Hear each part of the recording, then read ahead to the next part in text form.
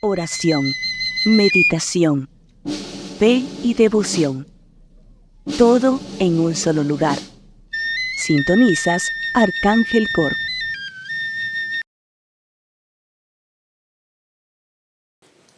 Buenas tardes, bienvenidos nuevamente a esta franja cuaresmal en la que estamos en este tiempo litúrgico compartiendo con ustedes el llamado del Cristo Yacente de las Ánimas por parte de la Hermandad de Cristo Yacente de las Ánimas y Nuestra Señora de los Dolores del Manchén. Y para ir iniciando y ponernos un poco en contexto, pues vamos a pensar cómo nosotros humanamente durante la historia, pues hemos estado fascinados por poder realizar viajes en el tiempo, por conocer nuestra historia y de esa manera hacer posible ese viaje que nos transporta a otra época, a otro momento de la vida y conocer cómo era en aquel entonces la tradición, cómo se fue formando, la devoción y hasta la evolución hasta nuestros días. En esta tarde para compartir este viaje que queremos invitarles. Imagínense ustedes que les decimos que la parroquia rectoral de San Sebastián se ubica entre la calle de San Sebastián, la calle del Manchén y que justo atrás se ubica el Callejón de Dolores. Actualmente, sobre la Sexta Avenida y entre Segunda y Tercera calle de la Zona 1 está la parroquia rectoral de San Sebastián. Y hoy pues estamos en compañía muy grata de la licenciada Ana Elisa Schumann. Bienvenida. Buenas tardes, Diana. Muchas gracias por la invitación. No, pues al contrario, gracias por aceptar, por brindarnos este espacio, este tiempo que vamos a compartir, a platicar. Yo quisiera, de manera muy breve de tu extensa hoja de vida, resumir algunos puntos. Ella es catedrática de Historia en la Universidad del Valle, casa de estudios donde también egresó como licenciada. También tiene una maestría en Historia en la Universidad de San Carlos de Guatemala y actualmente es autora de algunas obras que vamos a ir explorando hoy, que tenemos las raíces de la devoción y devoción a Nuestra Señora de los Dolores, en particular sobre la Virgen de Dolores del Manchén y de Nuestra Señora de la Soledad. Entonces, Ana Elisa, para conocerte un poquito y como decíamos, entrar en contexto, cuéntanos cómo nace esa inquietud por conocer y estudiar historia. Ese interés por la historia surgió desde que yo era muy pequeña, tenía alrededor de 3 años, cuando mi bisabuela me empezaba a contar las historias de cuando ella era pequeña y cómo era Guatemala a principios del siglo XX. Y a mí me encantaba escuchar sus relatos y le pedía que me los contara una y otra vez, que para mí era toda una aventura poder imaginarme todo eso que ella me relataba, porque lo hacía con lujo de detalles. Y ya cuando entré al colegio ya estaba yo motivada por conocer más sobre la historia, especialmente de Guatemala. Claro. Y tuve excelentes maestras en el Colegio Montemaría que me ayudaron a poder adquirir mayores conocimientos y también a amar la historia. Y ya cuando estaba llegando al final de mi época escolar, ya me decidí por estudiar historia porque me pareció interesante. Yo no sabía exactamente a qué me iba a dedicar en el futuro, pero me gustaba y sí fue el camino correcto el que elegí en esa ocasión. Y qué interesante, porque normalmente cuando yo conozco a alguien que le gustan las tradiciones, las procesiones en particular, y les pregunto de dónde nace, pues siempre hay una persona inspiradora que nos deja como esa semillita que encuentra terreno fértil en un corazón que está como ávido a encontrar a Jesús y encontrar a Jesús también por medio de la Virgen María. Y en tu caso, pues fue tu abuelita, ¿verdad? Mediante estas historias que te contaba. Y ya adentrándonos un poquito en los temas de los libros que has escrito, el primero de ellos fue La devoción y sus raíces, las raíces de la devoción. Uh-huh. ¿Cómo surge esa inspiración para empezar a escribir el libro? La investigación formó parte del trabajo que realicé para la tesis de licenciatura y para la tesis de maestría, porque continué el mismo tema de las devociones hacia la muerte, religiosidad ante la muerte en la ciudad de Guatemala. Y para eso tuve que leer un montón de testamentos de la época colonial. Para la tesis usé solo la parte donde se hablaba de los entierros, las misas, las donaciones que se hacían tanto a personas como a iglesias, las memorias de misas, las capellanías. Pero me sobró mucha información sobre las donaciones que la gente hacía a las iglesias, que es algo muy interesante. Y como era tanta la información, no la pude incluir en la tesis porque no era el tema central. Pero posteriormente, durante la pandemia, específicamente en el año 2021, que no hubo procesiones y que el arzobispo dijo que fuéramos creativos en las manifestaciones de nuestra devoción, con un colega empezamos a realizar actividades virtuales.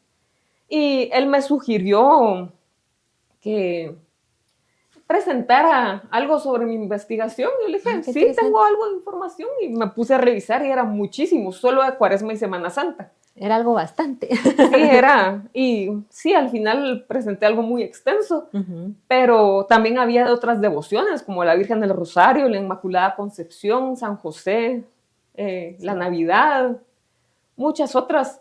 Y tanta información se daba como para escribir un libro. Entonces ahí nació Las Raíces de la Devoción. Ay, qué interesante, porque vemos también como que algo que está muy relacionado es esa como expresión de emociones, de sentimientos mediante el arte y también mediante la devoción hacia las imágenes.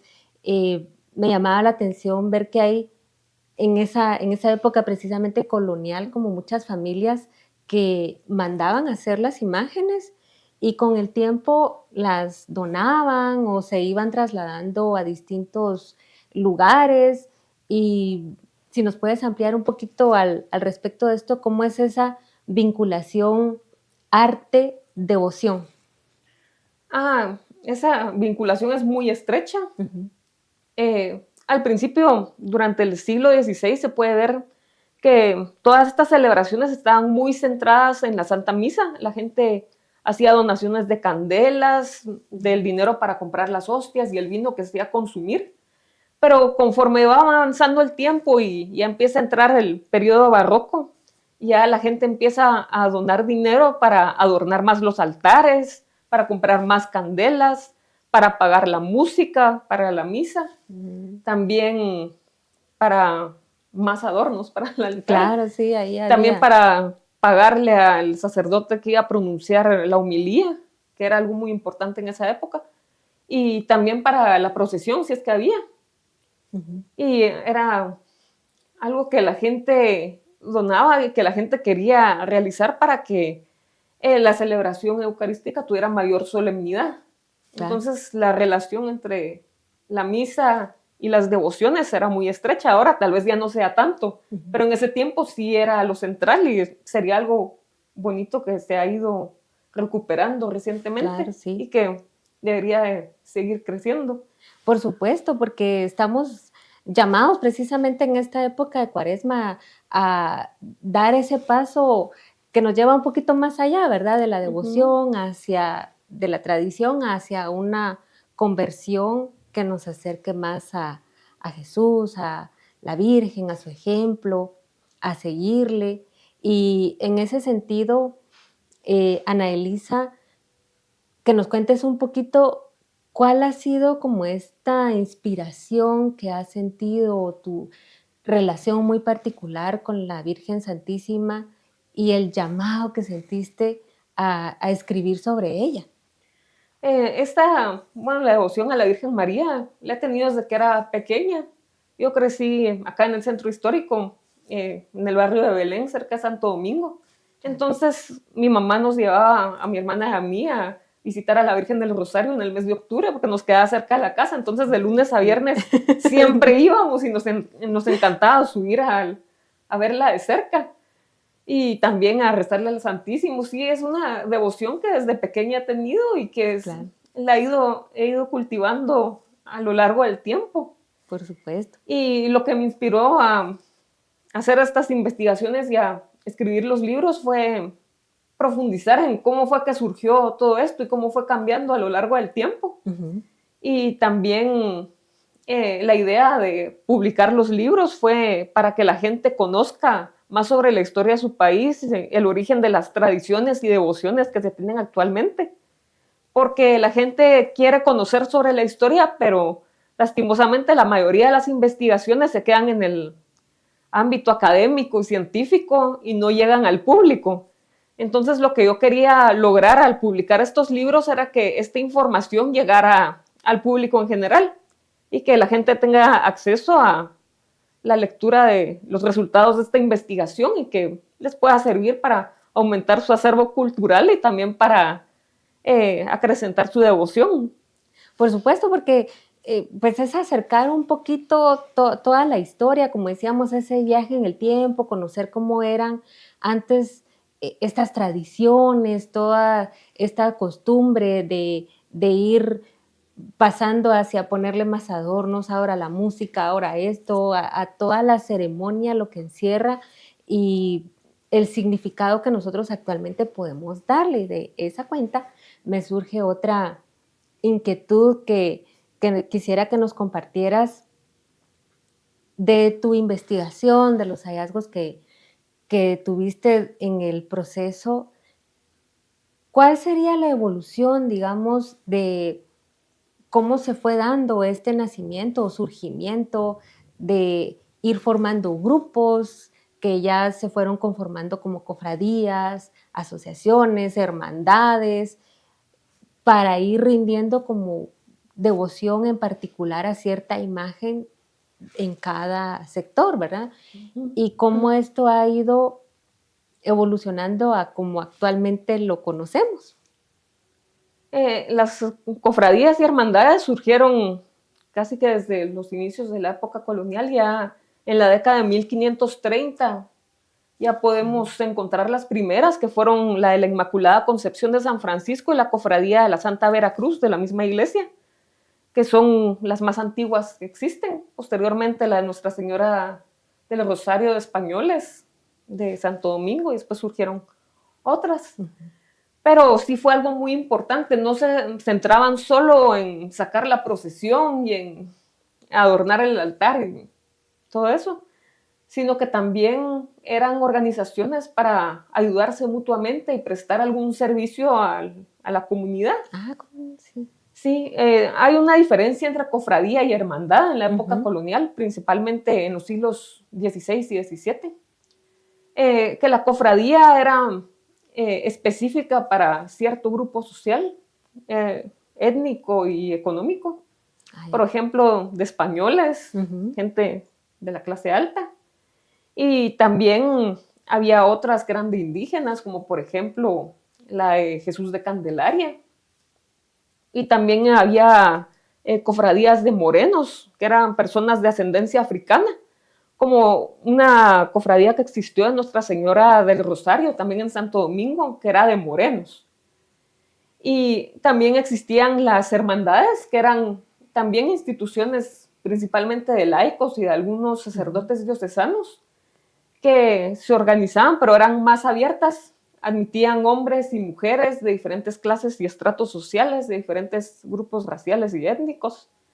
Era más abierta a todo público. También tenían como fin fomentar la devoción hacia alguna imagen o advocación mariana o de Jesús o de algún santo. Y también para ayudarse mutuamente. Por ejemplo, las hermandades de la caridad prestaban el servicio de cuidar de los agonizantes, ayudarlos materialmente durante su enfermedad, dándoles un poco de dinero y también procurando que recibieran los sacramentos antes de morir. Ellos iban a llamar al Padre, llevaban todo lo necesario, pagaban el entierro, las misas. Claro, todo. era como que entonces tenían como eje central, digamos, la devoción hacia la imagen, pero además iban construyendo alrededor como un grupo de apoyo mutuo interno y además de proyección hacia afuera. Tenían como esas particularidades de irse agrupando. Sí, y un ejemplo de estas hermandades de la caridad es la de Nuestra Señora de los Dolores y Agonizantes de San Sebastián, que tuvo su propia hermandad. Y además de salir en procesión el día de su fiesta, sí se le hacía su misa y su celebración el Viernes de Dolores, pero salía en procesión la noche antes, entonces era un poco más largo. Ay, cómo no. Sí. Y precisamente a propósito de la Hermandad de San Sebastián actual, ¿verdad? ¿Cómo de los datos que recopilaste y que sabemos que a veces pues no es información que esté tan accesible, ¿verdad? Porque son documentos históricos que hay que ir a recuperar, identificar en dónde se ubican. ¿Cuáles fueron los orígenes que se logró documentar en el proceso de investigación, en particular de la iglesia de San Sebastián? Sobre la Virgen de Dolores. Sí, sí. Sobre la Virgen de Dolores podemos saber que esta hermandad fue aprobada por el obispo Fray Andrés de las Navas y Quevedo en 1692 como una hermandad de la caridad, que además de ayudar a los agonizantes y de orar por los difuntos y darles cristiana sepultura a las personas que a veces morían en la jurisdicción de la parroquia y que eran desconocidas, por lo menos los XX que conocemos actualmente, ellos se encargaban de enterrarlos y de orar por su alma. También esta imagen probablemente fue una donación, según lo que se ve en un testamento, un señor que dona la imagen a San Sebastián. Esta imagen ya existía antes de que se fundara la hermandad y salía en procesión acompañando al Cristo de las Ánimas, que es el Cristo crucificado del altar mayor. Siempre, a veces se dice que es el sepultado, pero la advocación de las ánimas es un Cristo crucificado que tiene las ánimas del purgatorio a su alrededor, como la que podemos encontrar en la capilla de las ánimas de la Recolección, por ejemplo. También en el Museo de la Catedral podemos ver varios ejemplos de Cristos de las Ánimas. Entonces, la Virgen de Dolores de San Sebastián salía en procesión con el Cristo de las Ánimas y ella solita el día de su festividad. De su festividad en septiembre. Sí, en Viernes de Dolores. El Viernes de Dolores, sí. Claro, sí. No. Sí, porque en septiembre después... Ya me estoy pasando a las velaciones de ahora, ¿verdad? Que en septiembre pues se hacen algunas actividades de velación, pero su día es el Viernes de Dolores. Sí, pero también se empezó a celebrar en septiembre, ya a mediados del siglo XVIII, 1750 en adelante, ya podemos ver que se realizan estas velaciones y celebraciones, y ya en la Nueva Guatemala, la Asunción, esa devoción ya estaba arraigada, se celebraba tanto Viernes de Dolores como 15 de septiembre, y la podemos encontrar prácticamente en todas las iglesias del actual centro histórico, porque la devoción a Nuestra Señora de los Dolores es una de las más arraigadas y una de las más antiguas también. Claro, y a propósito de la devoción a la Virgen y los temas de devoción como muy marianas y muy propias, del proceso de investigación, ¿identificaste alguna práctica en particular de esta devoción mariana que te haya llamado la atención y que quisieras compartirnos sobre algún hecho particular, relevante, de cómo se fue transformando la devoción mariana y que, digamos, aquí hay para darnos una probadita del libro también, ¿verdad? Bueno, de los dos libros, porque de los dos libros, tema de este tipo de devociones cuaresmales y de Nuestra Señora de los Dolores está en los dos, pero podemos ver que a partir de 1650 ya empieza a aumentar la devoción hacia la Pasión de Cristo y hacia la Virgen de Dolores. Ya se ven más imágenes en las iglesias de estas vocaciones, también más imágenes que salen en procesión, hay más hermandades dedicadas a estas devociones. Claro. Y algo interesante es cómo se celebraba el Viernes de Dolores en aquellos tiempos, porque ahora es un día laboral y todo el mundo iba corriendo a ver a la Virgen si es que lo logra, si es que no cierran la iglesia primero. Y solo es ya ni siquiera es misa especial, sino que es misa de Viernes de Cuaresma, normal. pero en aquel tiempo sí se celebraban a partir de las 12 del día hasta las 3 de la tarde, eran las 3 horas dedicadas a la Virgen de Dolores. Sí se oficiaban misas, había oraciones especiales, cantos, todo Claro, durante sí. 3 horas conmemorando las 3 horas que pasó Nuestra Señora al pie de la cruz, Ah, qué interesante. acompañando a Nuestro Señor. Es algo Ese bastante será. interesante que ya no se ve.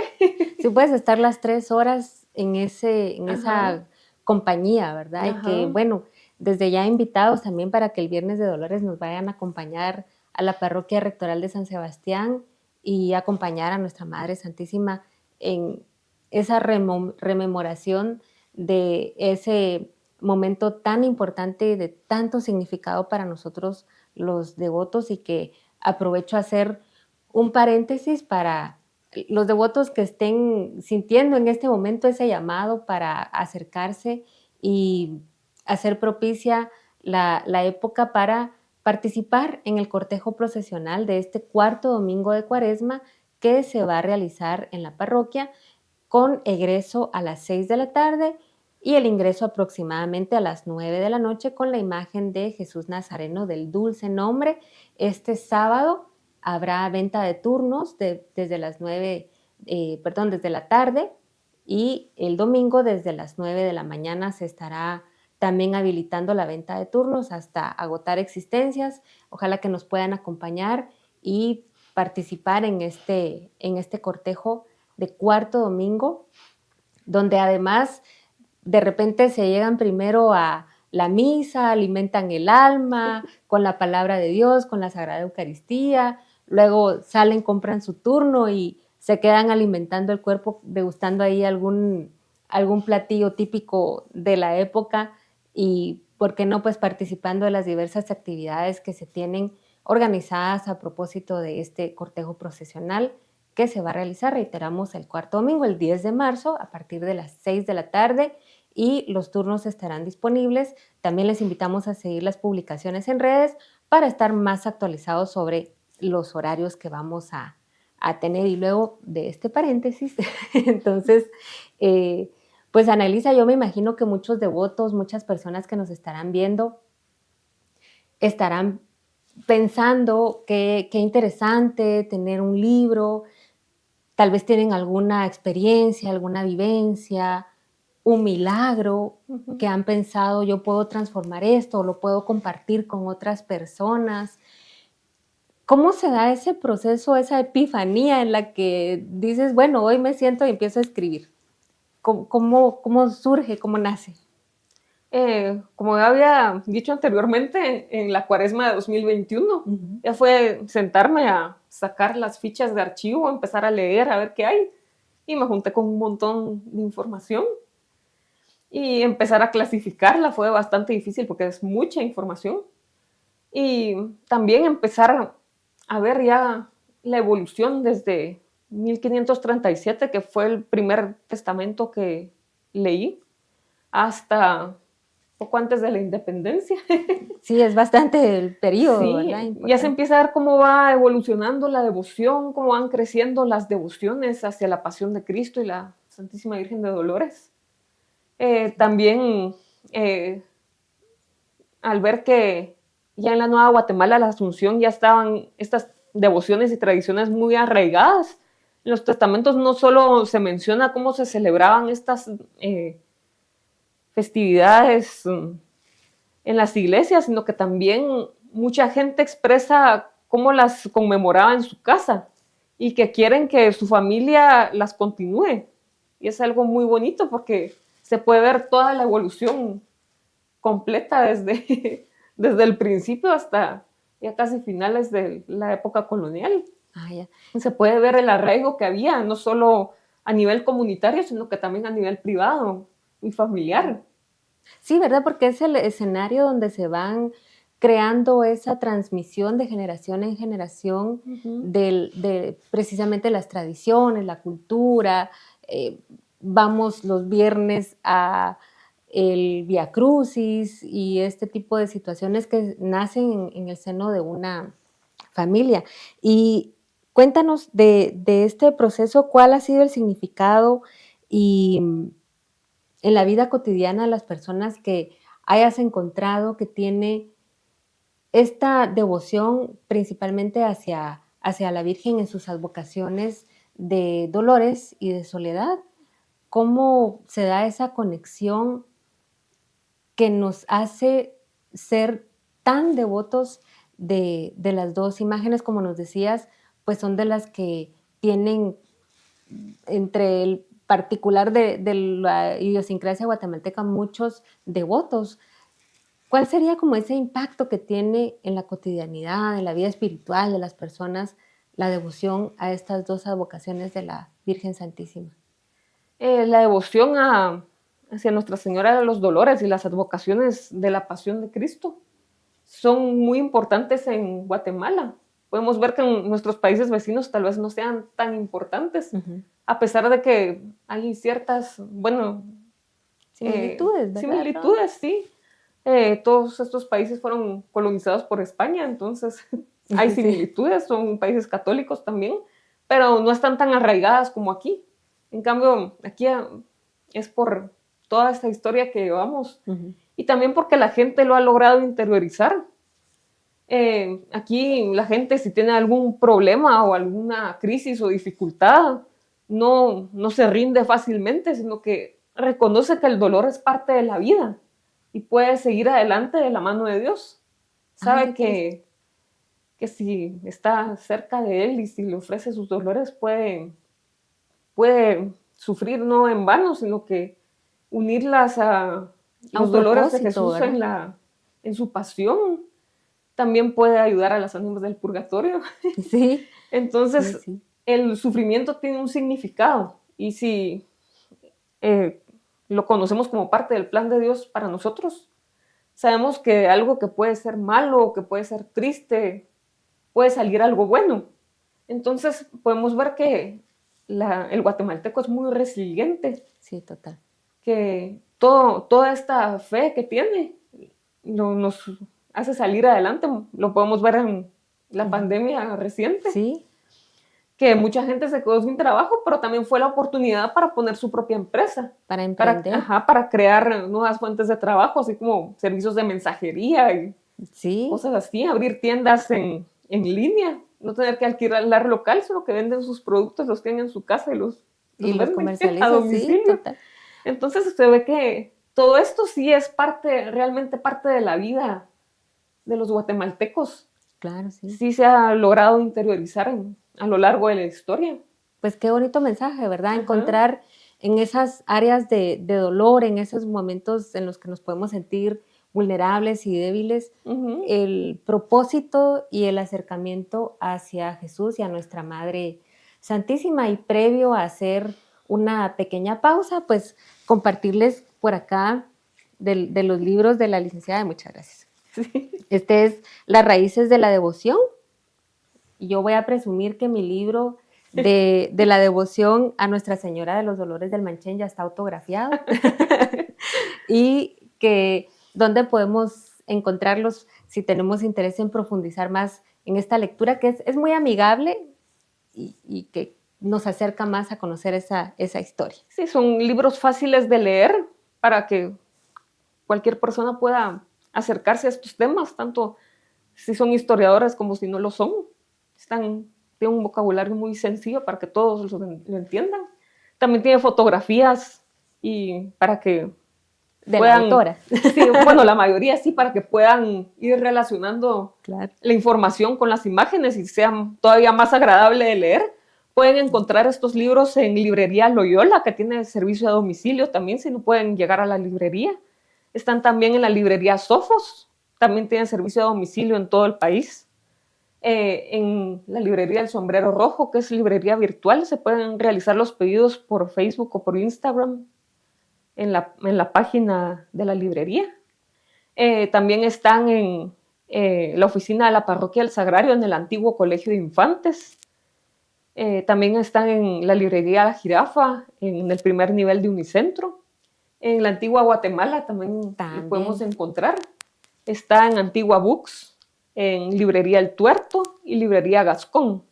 Y también están todas las sucursales de museo, También en la Universidad Francisco Marroquín podemos encontrarlo en el 4º nivel de la Escuela de Negocios frente a iCafé. Pues hay muchos lugares donde lo pueden adquirir a precio accesible. Son libros de muy buena calidad, tanto a nivel de la información como de la impresión, la edición, las fotografías. Sí, son libros que vale la pena tener en la casa. Sobre todo si uno es devoto, ¿verdad? Sí. Pues Ana-Elisa, previo a pasar a la siguiente etapa de esta transmisión y franja especial, la que vamos a profundizar sobre el libro, quisiera invitarte a que le compartas entonces a las personas que de pronto tienen ese interés en escribir un libro, en trasladar esa historia de vida, ese milagro, en una obra literaria como la que tú hoy nos estás compartiendo en estos 2 magníficos ejemplares. ¿Qué consejo le darías? Que pide iluminación al Espíritu Santo para ordenar sus ideas, transmitir el mensaje que realmente quiere transmitir. También poner en orden lo que quiere decir, escribirlo, leerlo, volverlo a leer, arreglarlo. Y luego buscar hay instituciones que financian la publicación de libros. Si alguien no tiene los fondos para hacer todo el proceso de publicación por su cuenta, y también buscar una buena editorial, porque si el libro es de buena calidad, lo aceptan en todas las librerías y sí es más fácil venderlo, porque si no tiene la calidad necesaria, no lo aceptan. No van a llegar al público, pues ya conocen los puntos de acceso. Entonces haremos en este momento una breve pausa para que puedan disfrutar de la marcha dedicada al Señor Sepultado de San Sebastián, composición de Cristian Andrino, y en breve regresamos.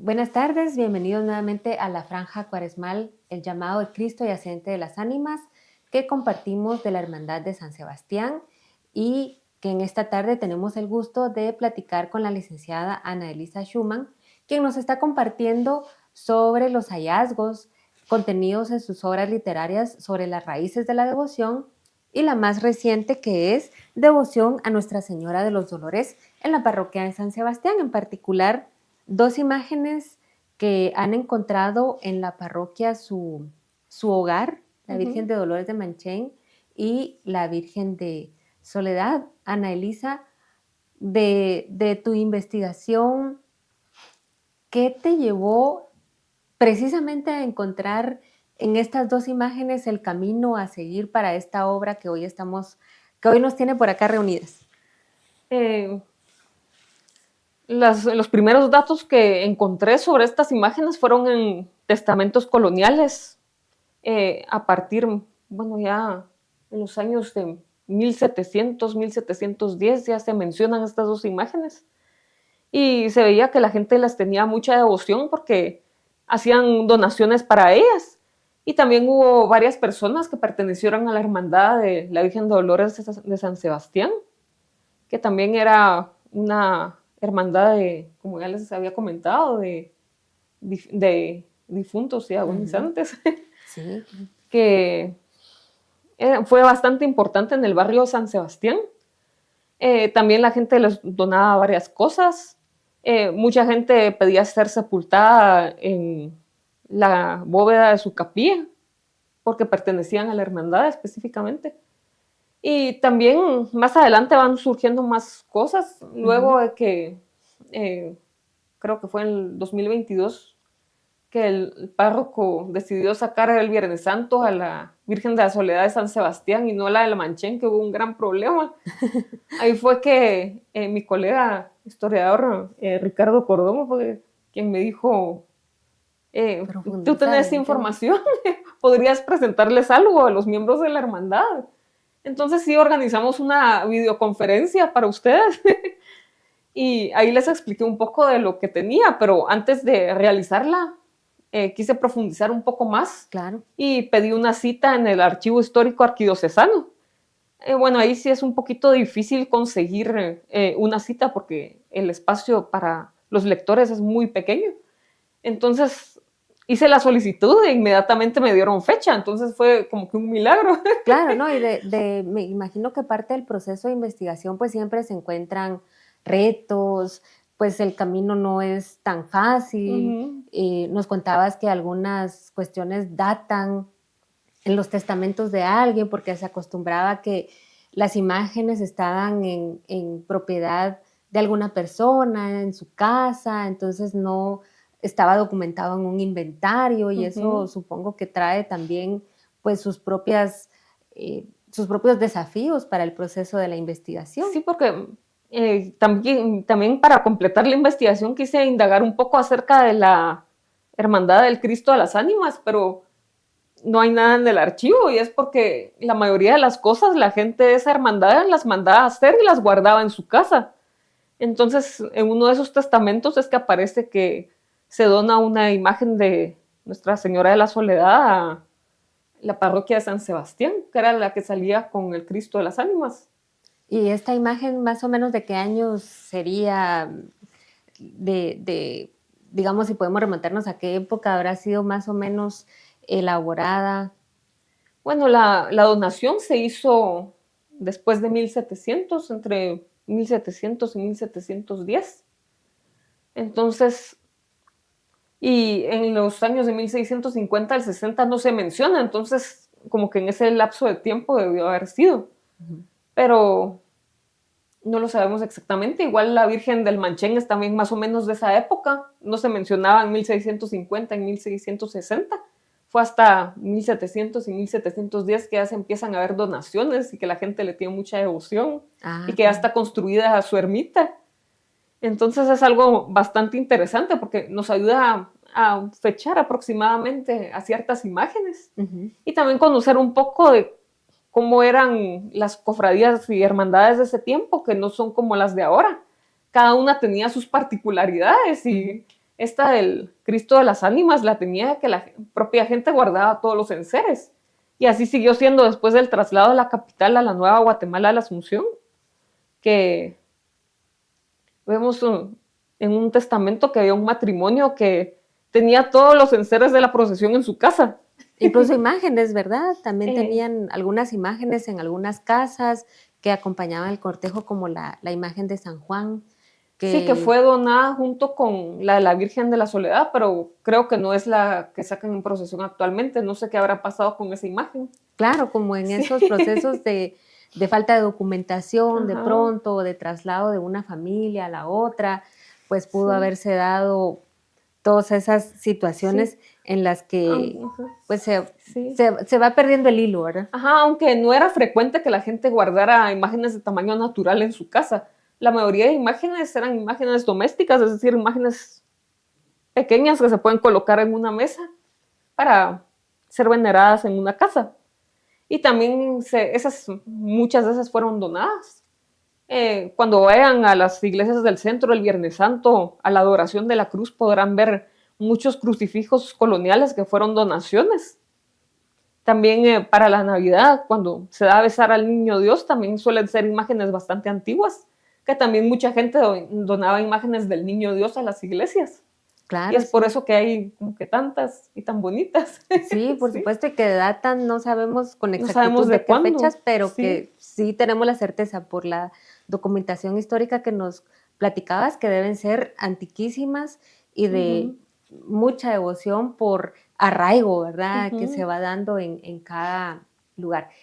Ana Elisa, antes de continuar, pues quisiera reiterar que este domingo 10 de marzo tenemos el cortejo procesional de Jesús Nazareno del Dulce Nombre, que sale a las 6 de la tarde de la Parroquia Rectoral de San Sebastián. Hará un recorrido por las calles aledañas, también por el barrio Moderno, que es un barrio que se ha dado también mucho crecimiento y auge a la receptividad que tienen a las imágenes de pasión que se procesionan en ese sector.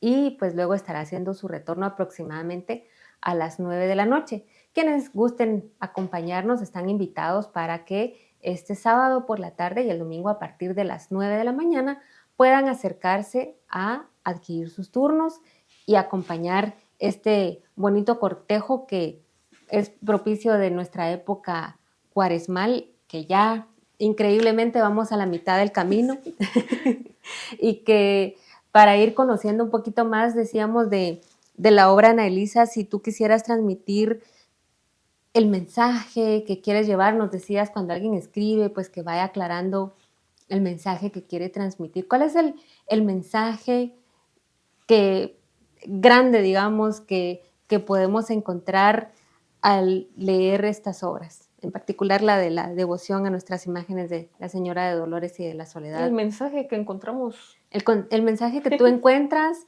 luego del proceso de investigación, cómo impactó en ti, en tu espiritualidad, y que ahora quieres dejarnos como esa invitación a leer el libro, conociendo tu experiencia, cómo fue de crecimiento espiritual y de devoción hacia Nuestra Señora de Dolores. Estas investigaciones me ayudaron a darme cuenta de que las devociones y tradiciones actuales vienen desde hace mucho tiempo atrás, que han pasado de generación en generación, y eso es lo que las ha mantenido vivas, y tienen que seguir acrecentándose en las nuevas generaciones. Claro. También fue importante ver la conexión que había entre la misa y las procesiones, las velaciones, que era la parte central de toda la festividad, aunque posteriormente fue como quedando en el olvido. Pero ahora se está retomando, entonces sí, no son cosas de los padres ni nada, sino que es la raíz de la devoción. Claro. Y lo que realmente le da el sentido, no es la imagen y todo eso. También me di cuenta, así como historiadora, de que estos temas se han investigado mucho desde el punto de vista de la historia del arte, pero sí, se han realizado algunos aportes importantes, pero esto ha contribuido como que a vaciar de sentido todas estas tradiciones y devociones, porque han hecho que se centren mucho en las imágenes y que dejen de lado la parte espiritual.